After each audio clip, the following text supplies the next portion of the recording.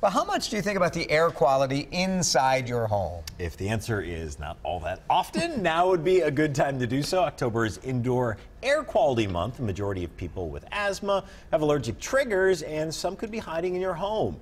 Asthma is a serious chronic condition, and cases are on the rise. It's best treated both medically, but also environmentally. So Cheryl Sasse from the American Lung Association is here in Minnesota with us today. Thanks for being here, Cheryl. Thanks for having me. Indoor air quality, I mean, we kind of notice it if it's noticeably bad, but there are other reasons that people should think about it, right? Absolutely. We spend about 90% of our time indoors, so indoor air quality is an important issue, especially for people with chronic lung diseases like asthma or COPD. Cheryl, every time we do one of these stories, I remember to change my furnace filter. Oh, good, because I brought you one to remember. Remind you. This is kind of the only thing that I would think to it, but you've brought a ton of stuff. What are some of the other triggers for people? We're going to start by talking about dust mites. This one is quite large, but this one's actually, adorable. What's the problem, Cheryl? No, the real dust mite is a real problem. Right, they're microscopic actually, and they feed on our dead skin cells.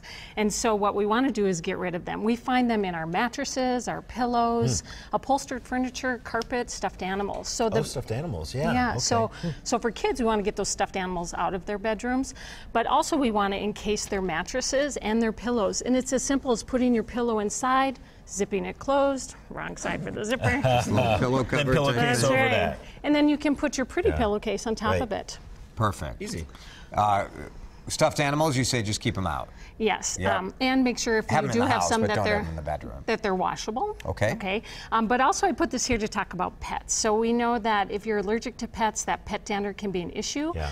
Again, ideally you would not have them in the house if you're allergic, but animals can be a part of our family, and so we want to make sure that it isn't always an option for people. So what do they do? So we want to focus on that bedroom again and keeping the animals off of the bed, actually out of the bedroom altogether, and off of the furniture too. You brought some other items as well?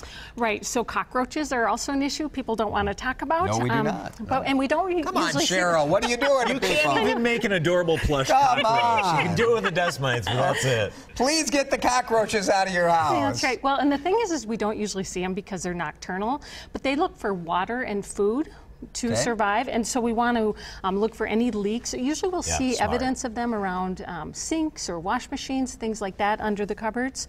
So we want to put our food in sealed containers and take care of any leaks. Anything particular we should use to clean and kind of get the house safer? Well, with cockroaches, you probably have to have some professional help with that. But speaking of cleaning, if we look at the products that we bring in our house, not only for cleaning, but hairsprays and decorative products, they also can emit chemicals into our atmosphere. And so thinking about alternative cleaning solutions like vinegar or baking soda, and then instead of dusting and stirring up all the dust, using a microfiber and washing it, with wet, or instead of a regular candle, using a battery candle, so you still get that ambiance, but not the particulate matter. Yeah, very good. And also having smoke-free homes.